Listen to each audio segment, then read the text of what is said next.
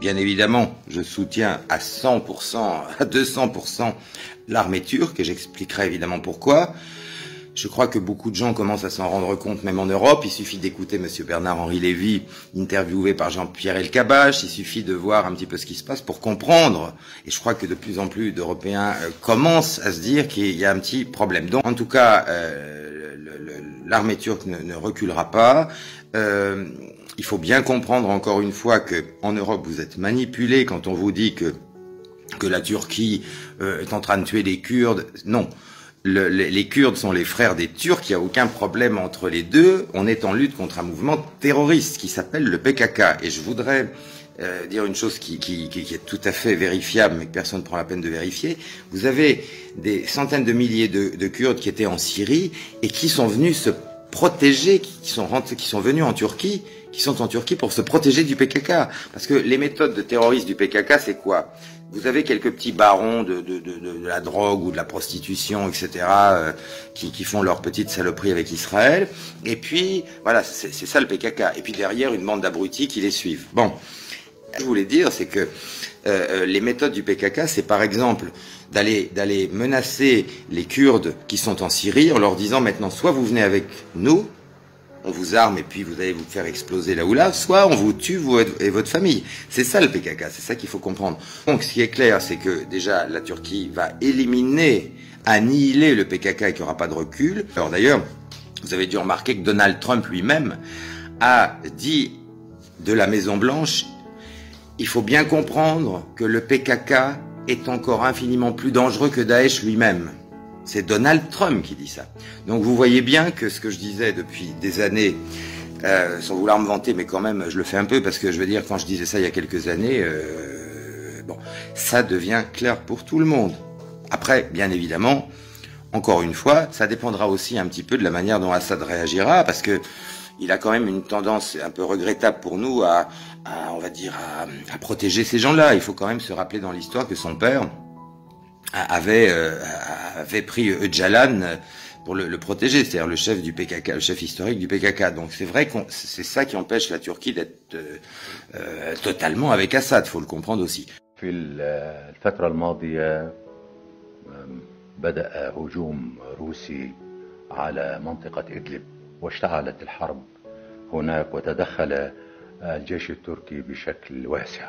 كثير يسأل لما وقع ما وقع وكيف وقع ما وقع ولماذا تدخل الجيش التركي بهذه الطريقة وواجه روسيا وكاد تقع حرب بين روسيا وتركيا مع ما لهذه الحرب.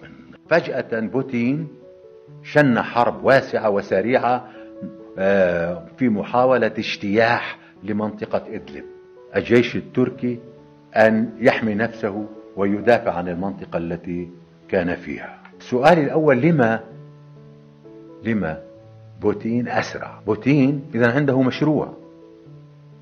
بوتين جاء إلى سوريا بعد أن عجز الإيرانيون وحلفائهم من حماية النظام ودار أمرهم بين أن يتفاهموا مع المعارضة ومع الشعب السوري أو لا يسلموا سوريا، يبيعوا سوريا لدولة قوية قادرة أن تضرب الشعب السوري، فاختاروا الخيار الثاني. ذهبوا جاءوا ببوتين وسلموا سوريا. هكذا خذ سوريا. واليوم بوتين هو الحاكم الحقيقي الفعلي في سوريا، ليس هناك سلطة في سوريا غير بوتين. قيصر روسيا، يعني سوريا محتلة من قبل القيصر الروسي. كل من يقاتل في سوريا تحت راية بوتين في خدمة جيش بوتين متعاونا مع بوتين وجيش بوتين هو جندي في حملة صليبية على أطفال المسلمين، على بيوت المسلمين، على ديار المسلمين. ولهذا هو يحارب المسلمين. أقسم لكم أن من يهاجم أهل درع، أهل إدلب في سوريا ويقتل أطفالها بالضبط شريك من قاتل في كربلاء أطفال الإمام الحسين. هؤلاء أطفال شهدوا أن لا إله إلا الله يقتلون في إدلب. في الفترة الأخيرة كان لابد لتركيا أن تدخل في الأراضي السورية في شريط حدودي لتحمي شعبها، وطبيعي. وهي كما يعلن المسؤولون الأتراك أنهم يسعون لاستكمال هذا الشريط لحماية أنفسهم، لبينما تصبح سوريا دولة مستقرة تحمي حدودها، حينئذ لكل حادث حديث. في هذا الوقت يهاجم بوتين إدلب باتجاه سوريا، باتجاه تركيا. هنا مسائل أساسية باتت على النار في تركيا.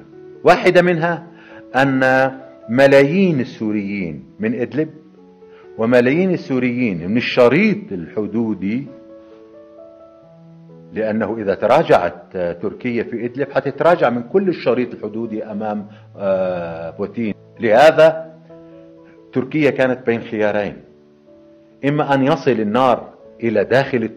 النار إلى داخل تركيا والإرهاب إلى داخل تركيا وتعاني تركيا ويصبح الشعب التركي في أوضاع سيئة، وملايين السوريين فضلا عن الموجودين في تركيا اليوم يصبحوا عبء على تركيا وممنوع أن يدخلوا إلى أوروبا، فتركيا تصبح في وضع صعب جدا. إذا لابد أن تحمي نفسها. تركيا في وضع خطر، تحتاج أن تحمي نفسها. لهذا من أول الطريق وجدت أنها تختار الدفاع عن نفسها، وكل حاكم حريص على شعبه يأخذ القرارات التي أخذها أردوغان.